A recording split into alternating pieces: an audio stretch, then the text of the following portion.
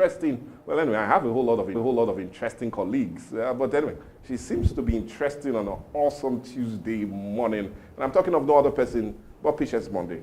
Patience, it's not a Monday, it's Tuesday it is, but you're still looking awesome. Good morning to you. Good morning, Mr. Michael. You're looking awesome as well. Well, thank you. Well, anyway, I love to look awesome. Good morning and welcome to Viewpoint in Atlantic TV. And on Viewpoint, we'll begin with the dailies and we'll move straight to dialogue. And then the news comes around. Do well to connect with us on all our social media platforms of Facebook, YouTube, Instagram at Atlantic Media and TV. We'll go on this quick break. When we return, the dailies will be next.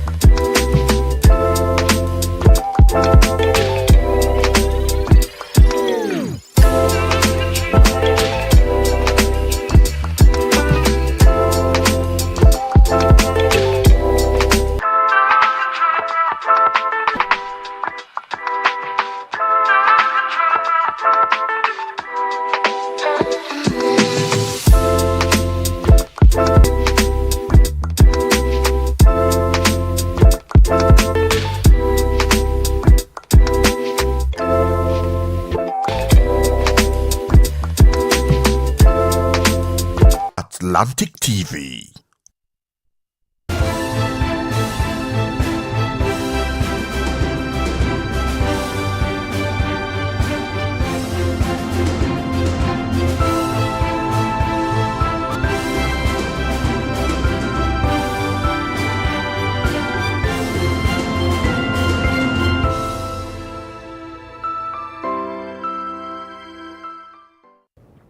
There seems to be a whole lot happening in the country, and the better way to really get informed about what seems to be happening is always joining us on the dailies. And you do know it runs from every weekday, Monday to Friday, about this time.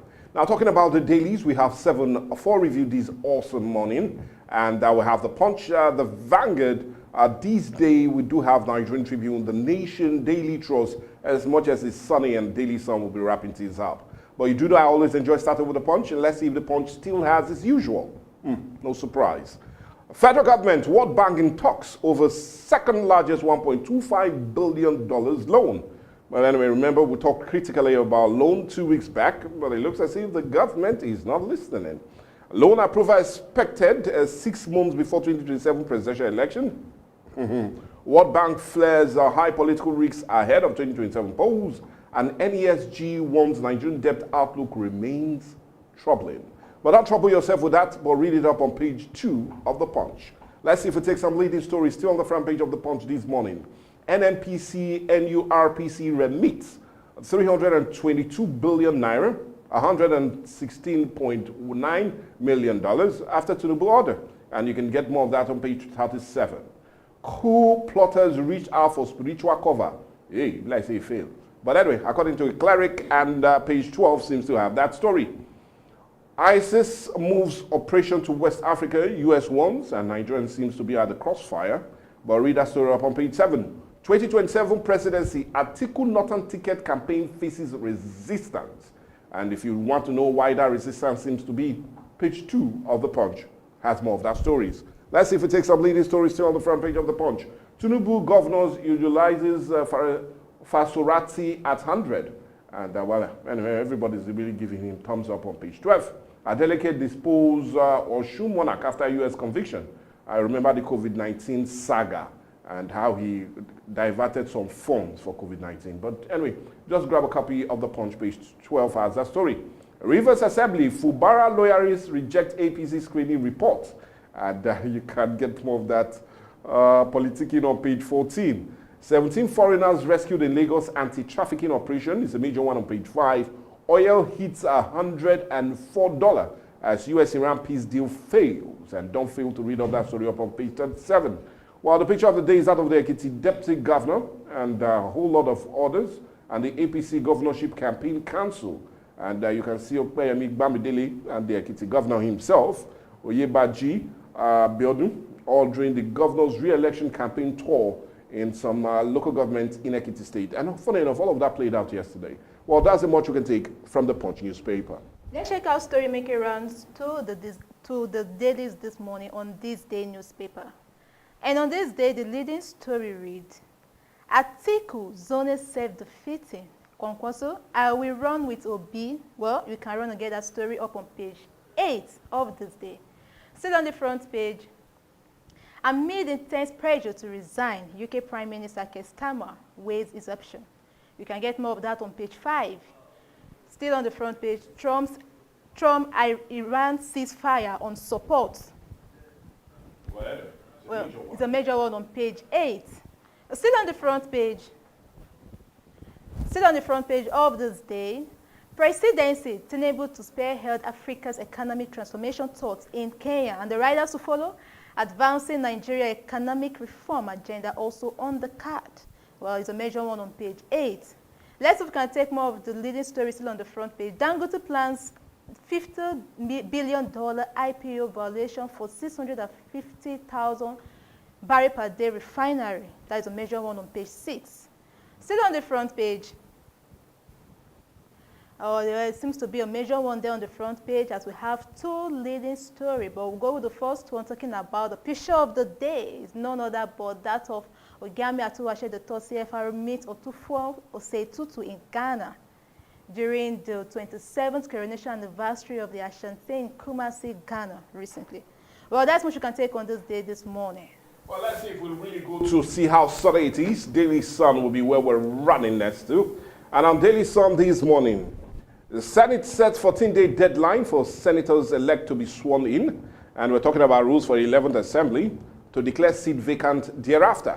But I'll tell you to read more of that story up on page 6. It looks as if the Senate major rule seems to be a major focus, especially after that outburst between Godswill Akpabio and indeed Senator Shomole. But let's leave all of that. Like I said, page 6 will have more of you, that story for you to read up. Anambra begins crackdown on suspected fake pastors. Well, quite laughable. How do they know whether it's real or not? Would they give them a miracle to perform? Well, anyway, just read that story up on page 29. Banks withdraw 1.76 trillion naira from CBN and keep more cash ahead of elections. No surprise, remember, we'll be looking at this critically as we talk about governance and the elections. Anyway, page 25 have page of the Daily Sun. Malpractice, WAEC unveils top measures for 1.9 million candidates, promised to avert last year's errors leading to review of results. And page 26 have more of that promise. PGF Crisis Forum demands Tinubu intervention, and you can intervene with that story up on page 8. Federal government okays a 150 minimum admission score for varsities and nursing colleges. Physics 100 for polytechnics, waives the UTME for NCE applicants, also warns of industrial crisis over delay in agreement implementation. But get more of that story up on page 6 and 26 of the Daily Sun. Federal government reforms, a reason economic striving despite US-Iran war global crisis. Sorry, I did not say so. Uzodima seems to be giving us more of that details on page 26. But the picture of the day is more of the renewed hope ambassadors, and you can see all of them, former governors, present governors, and other diplomats, all right there yesterday, giving every reason for Nigeria to re-elect the present administration of President Bola Ahmed Tinubu. But anyway, that's the much we can take from the Daily Sun. Let's check out stories making round on the Nigerian Tribune this morning. On the Nigerian Tribune, the leading story read, Rivers State, fate of Ubara's men hangs in the balance. Well, the riders to follow, list of 33 cleared aspirants to fight disqualified others in circulation. Screening committee secretary disowns list. Report not before national secretariat asks aspirants have rights to appeal, says APC national secretary. Well, you can get more of that all page 14.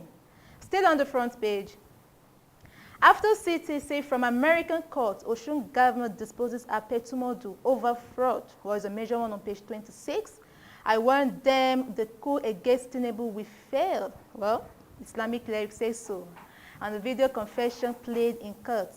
You can get that on page 30. Jet A1 airfare surge looms amid airline routes network cuts. Is a major one on page 3.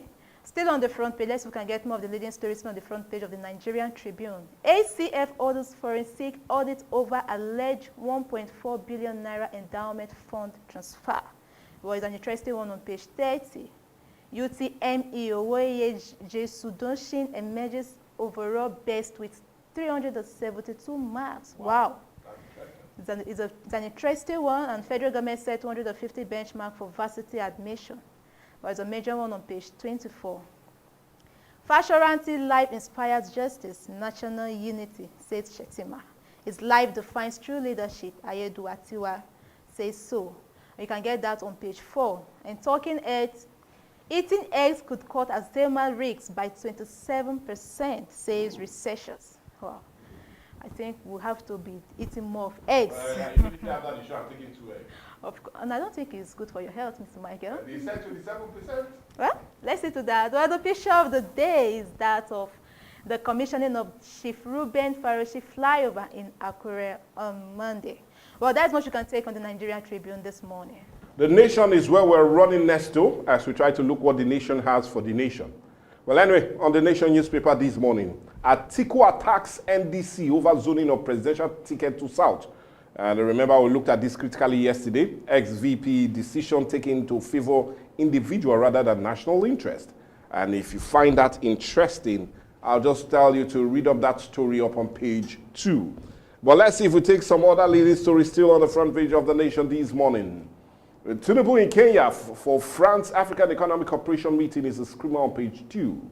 Uzodimma Bagudu to diplomats. Tinubu policies rebooted the economy. And you can get more of that rebooting on page 2. Makinde now member, our member says APN Board of Trustees chairman. And he looks as if he's now finally dumping the PDP for the APM. Page 3 has more of that story. But on page 4, which is the next page, committee, why we disqualify 56 Rivers Assembly aspirants. And I can say Fubaraism and Wikeism seems to still be happening. No more UTME for College of Education applicants. That means if you want to read College of Education or have some education courses, bye-bye to JAM. But anyway, don't tell that story bye-bye. Read it up on page 6. There's plot to destabilize PGF ahead of 2027. And we're talking about the Progressive Governors Forum. And page 2 has more of that story.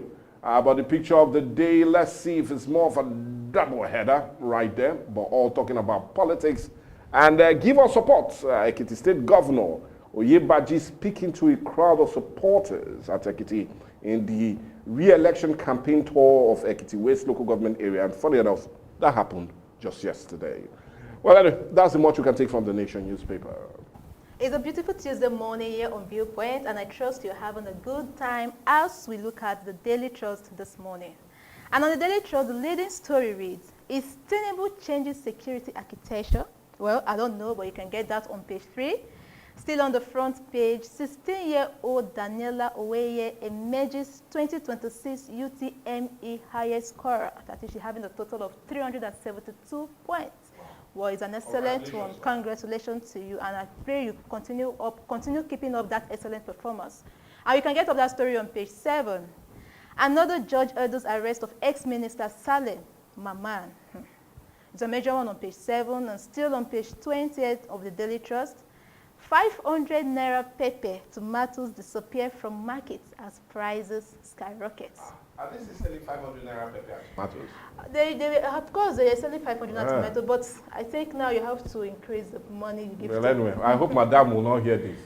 Of course, she will hear it now. Okay. Definitely, she will hear it, and you have to increase our market money. Okay. Well, still on the front page, 11th Senate, while Uzodimma is throwing his heart into the ring. Well, it's a major one on page 4. Fishermen fear killed after Chad airstrikes on Boko Haram.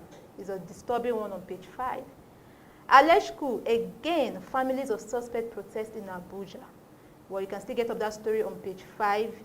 Jigawa rep dies in bandit den. Colleague freed after 50 million naira ransom. No. It's quite a disturbing one on page 7. Well, with that, let's see the picture of the day. The picture of the day is that of the Nigeria pilgrim during their visit to Medina yesterday as part of the activities for the 2026 Hajj. Well, that is what much we can take on Daily Trust this morning. Well, the Vanguard will be the last paper for us to quickly look at. Under the Vanguard news this morning, we seem to be having more like politics, but this is a different screamer. Jonathan caught in PDP quagmire. As we're talking about the 2027 presidency, Wike Turaki camp flexes muscles. Ex-president had 24 hours to obtain nomination form. Jonathan did not buy our form. We're not expecting him. Wike back PDP seems to be telling us more of that story up on page 5. But let's see if we take some other leading stories still on the front page of the Vanguard this morning. 2027, Wike Fubara's rivalry deepens. And you can get insight or deep insight into that story up on page 28. JAM retains 150 cut-off point for varsities. Scrap UTME for NC applicants with 4 credits. It's a major one on page 9. Atuku kicks against Southern presidency, warns opposition against self-defeated politics. It's a major one on page 28 and 6. NASG raises fresh concern over Nigerian debt burden. Well, page 19 have more of that concern, but I doubt if the authorities are listening. But not yet there, so they say. SAT's narrative on page 7. 42 killed in Zamfara, Benue, attacks many adopted. As 40 Nigerian fishermen feared dead after Chadian airstrike on Lake Chad. It's a disturbing story on page 25. FNPP alerts Tinubu of plot to destabilize PGF ahead of 2027. It's also a screamer on page 4. Tinubu appoints Homeland Security Advisor to strengthen internal security. You do know he's a retired military officer. And I'll just tell you to read up that story up on page 9. Let's see if we take some Mr. and Mrs. column. I always like that. Mrs. will always shoot the first shot. Oh, ladies first. Stupid man. He pounded his wife because she could not prepare pounded yam. Her brother, who is a boxer, paid him a visit.